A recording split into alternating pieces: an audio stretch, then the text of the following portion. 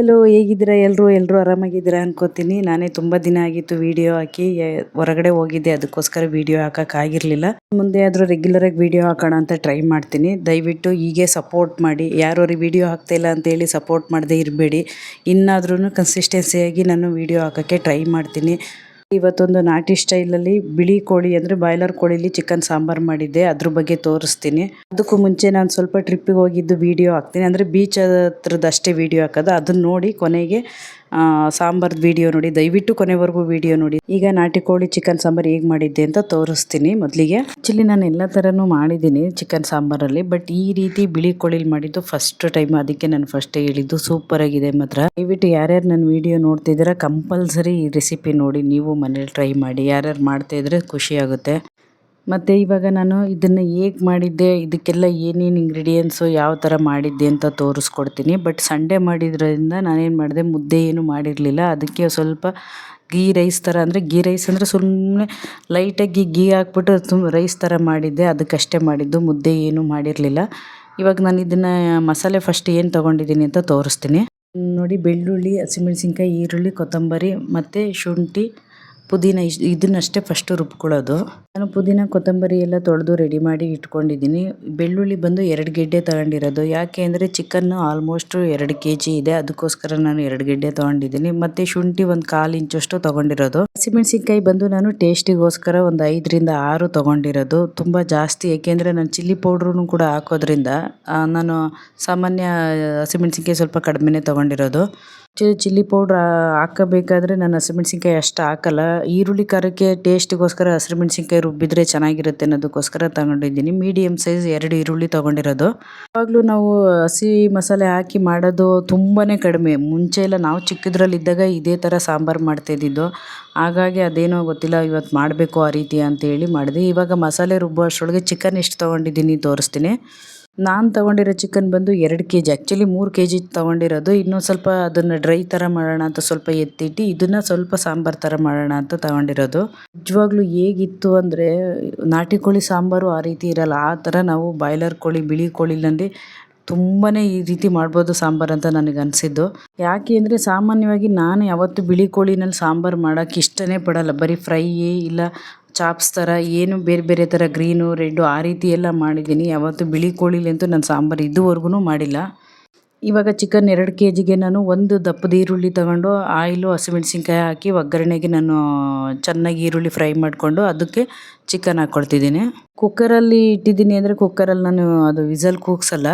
ಇದ್ರಲ್ಲಿ ಮಾಡಬೇಕು ಅಂತ ನನಗೆ ಇದರಲ್ಲಿ ಸಾಂಬಾರು ಮಾಡೋದೆಲ್ಲ ಸಿಕ್ಕಾಪಟ್ಟೆ ಇಷ್ಟ. ಪಾತ್ರೆಯಲ್ಲಿ ಮಾಡೋಕ್ಕೆ ನನಗೆ ಅಷ್ಟು ಇಷ್ಟ ಆಗಲ್ಲ, ಅದಕ್ಕೋಸ್ಕರ ನಾನು ಕುಕ್ಕರೇ ತೊಗೊಂಡು ಇಟ್ಟಿರೋದು. ಈರುಳ್ಳಿಲಿ ಫ್ರೈ ಮಾಡಬೇಕಾದ್ರೆ ತುಂಬ ಬೇಯಿಸಲ್ಲ ನಾನು ಈರುಳ್ಳಿಲಿ. ಯಾಕೆ ಅಂದರೆ ನಾನು ಈರುಳ್ಳಿ ಖಾರ ರುಬ್ಬಿದ್ದೀನಲ್ಲ, ಅದರಲ್ಲಿ ನಾನು ಬೇಯಿಸೋಕ್ಕೋಸ್ಕರ ನಾನು ಈರುಳ್ಳಿ ಫ್ರೈ ಮಾಡೋದ್ರಲ್ಲಿ ನಾನು ತುಂಬ ಬೇಯಿಸಲ್ಲ ಚಿಕನ್ನ. ನಾನು ಆವಾಗಲೇ ತೋರಿಸಿದ್ನಲ್ಲ, ಮೊದಲು ಈರುಳ್ಳಿ ಖಾರದ್ದು ಮಸಾಲೆ ಅದನ್ನು ಹಾಕಿ ಚೆನ್ನಾಗೆಲ್ಲ ಮಿಕ್ಸ್ ಮಾಡಿ ಒಂದು 5ರಿಂದ 6 ನಿಮಿಷ ಬೇಯಿಸ್ಕೊತೀನಿ ಇದರಲ್ಲಿ. ಆ್ಯಕ್ಚುಲಿ ನಾನು ಮುಂಚೆ ಹೇಳ್ದಂಗೆ ನಾವು ಚಿಕ್ಕದ್ರಲ್ಲಿ ನೋಡ್ದಂಗೂ ಇದೇ ರೀತಿಯೇ ಸಾಂಬಾರು ಮಾಡ್ತಾಯಿದ್ದಿದ್ದು. ಅವಾಗ ಯಾರು ಆಯಿಲಲ್ಲಿ ಫ್ರೈ ಮಾಡಿ ಮಸಾಲೆ ಇಟ್ಟು ಆ ಥರ ಎಲ್ಲ ಮಾಡ್ತಾ ಇರಲಿಲ್ಲ. ಬಟ್ ಇವಾಗ ಕಾಲಕ್ಕೆ ತಕ್ಕನಾಗಿ ಆ ರೀತಿ ಎಲ್ಲ ಬದಲಾವಣೆ ಆಗಿದೆ.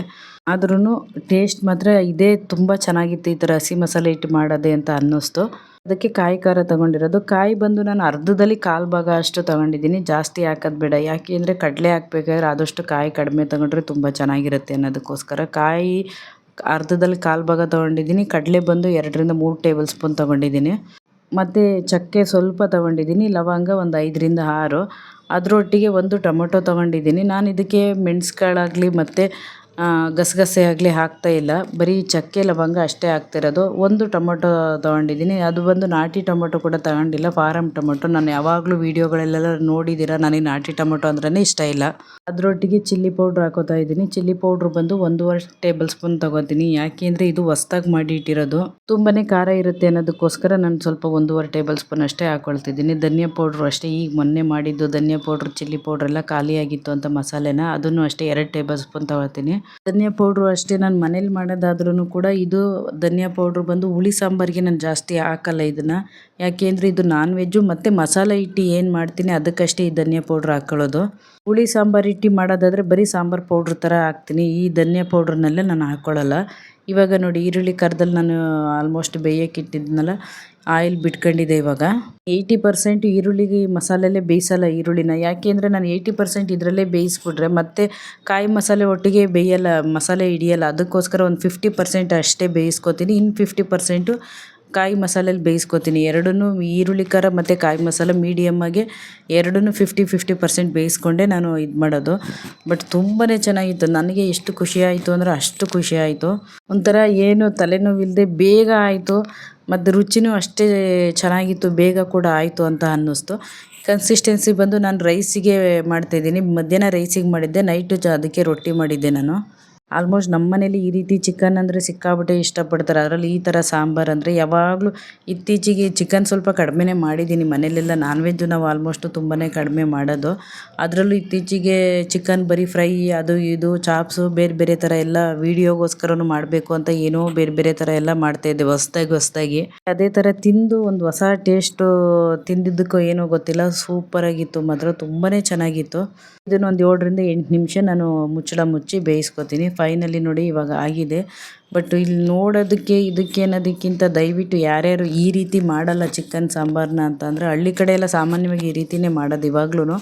ಬಟ್ ಸಿಟಿ ಕಡೆ ಸ್ವಲ್ಪ ಕಡಿಮೆ ಅನಿಸುತ್ತೆ, ನನಗೆ ಗೊತ್ತಿಲ್ಲ.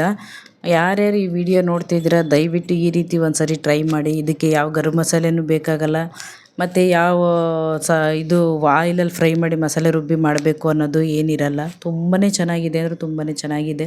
ಮತ್ತು ವಿಡಿಯೋ ಬೇರೆ ಆವಾಗಲೇ ಹೇಳ್ದಂಗೆ ತುಂಬ ಲೇಟಾಗಿದೆ ಹಾಕೋದು. ಇನ್ನು ಆ ರೀತಿ ಮಾಡ್ಕೊಳ್ಳಲ್ಲ. ದಯವಿಟ್ಟು ಶೇರ್ ಮಾಡಿ ಫ್ರೆಂಡ್ಸಿಗೆ, ಫ್ಯಾಮಿಲಿಗೆ. Thank you for watching.